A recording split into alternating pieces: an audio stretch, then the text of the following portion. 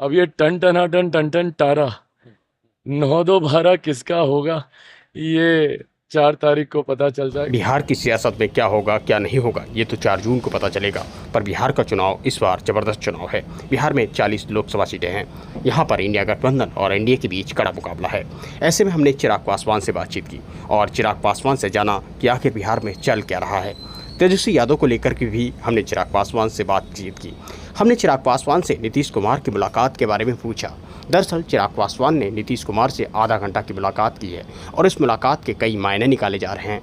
देखिए चिराग पासवान का ये विस्फोटक इंटरव्यू। मुलाकात, चुनाव चल रहा है और 6 चरण का प्रचार समाप्त हो चुका है। कल 6ठे चरण का मतदान है और एक आखिरी चरण अब हम लोग का बचा है।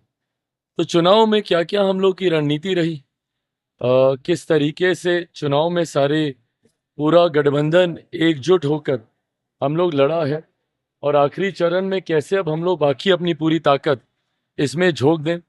लक्ष्य मेरे मुख्यमंत्री जी का, मेरा, भारतीय जनता पार्टी का, तमाम हमारे गठबंधन दल के तमाम घटक दलों का एक ही है कि 40 की 40 सीटें हम लोग को जीतनी है।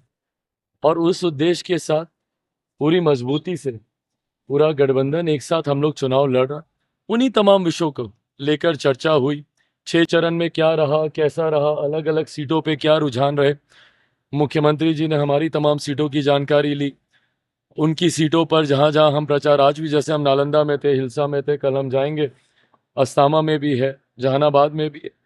तो कहाँ कहाँ पे क्या माहौल रहा, कैसा रहा, लोगों में उत्साह कैसा, ये तमाम जानकारियों का आदान प्रदान रहा।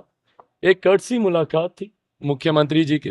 चुनाव में व्यस्तता के कारण इस बीच में मुख्यमंत्री जी भी व्यस्त थे, हम भी व्यस्त थे अलग अलग जगह प्रचार में। तो आज एकदम एक थोड़ा सा रिलैक्स मोड में कर्टसी मुलाकात, जहाँ पे जानकारी का आदान प्रदान हुआ। उनके पास गठबंधन के तमाम सीटों पर क्या जो जो जानकारी थी, हमारे पास जो जो थी, उसको साझा किया गया। और आखिरी चरण में कैसे पूरी ताकत के साथ, उसमें भारतीय जनता पार्टी की भी सीटें हैं, जनता दल यूनाइटेड की भी है, उपेंद्र कुशवाहा जी की भी सीट उसी में है। तो उस पर क्या अब रणनीति रहे ताकि हम लोग आखिर में पूरी मजबूती के साथ 40 के 40 लक्ष्य को हम लोग हासिल करें, इन तमाम विषयों को लेकर चर्चा हुई। तेजस्वी यादव ने बीजेपी का एजेंट बताया है प्रशांत किशोर को। ये लोग क्या है ना, अब चुनाव, अब इनको पता है हारने लग गए हैं और इन लोगों का एक पैटर्न फिक्स हो गया। शुरू में एकदम एग्रेसिव रहेंगे, बड़ी बड़ी बातें करेंगे, ये हार रहा है, फलाना हार रहा है, ढिमकाना हार रहा है। 14 में भी यही था, 19 में भी यही था। इनका पैटर्न देखिएगा। उसके बाद इनका एक पैटर्न आता है जहां दावे करना शुरू करते हैं कि हम लोग 300 प्लस जा रहे हैं, 350 प्लस जा रहे हैं। इन लोगों का तो बस चले 600 प्लस पे भी ये लोग चले जाएं, बड़े बड़े ये लोग दावे करने शुरू करते हैं। उसके बाद आखिरी चरण आते आते इन लोगों को एजेंट दिखाई देने लगते हैं, गड़बड़ी दिखाई देने लगती है। इन लोगों को अधिकारी, इन लोगों को एजेंट दिखाई देने लगेंगे। इन लोगों को सिस्टम में, इन लोगों को खामियां दिखाई देने लग जाएंगी। और उसके बाद अब जिस दिन परिणाम आएंगे उससे एक आध दिन पहले से ईवीएम भी इनको खराब दिखाई देने लग जाएगी।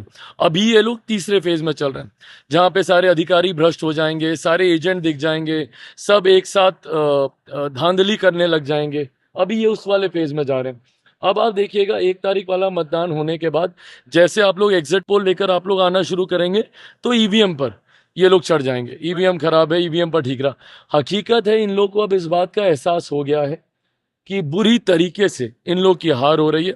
राजद के बारे में हम लोग क्या बोलें, क्योंकि उन लोगों का तो कोई सीट वैसे ही नहीं थी लोकसभा में, तो उससे बुरा तो क्या ही रहेगा। कांग्रेस की एक सीट थी इस बार, बिहार की किशनगंज, वो भी ये लोग हारेंगे। कांग्रेस राष्ट्रीय स्तर पर इस बार ऑल टाइम लो पर जाएगी। सबसे खराब प्रदर्शन कांग्रेस के इतिहास का 2024 गाने का खूब शौक चढ़ा है मेरे भाई को। कोई बात नहीं, रिहर्स करते रहें, गाने गाने का शौक अपना बरकरार रखें।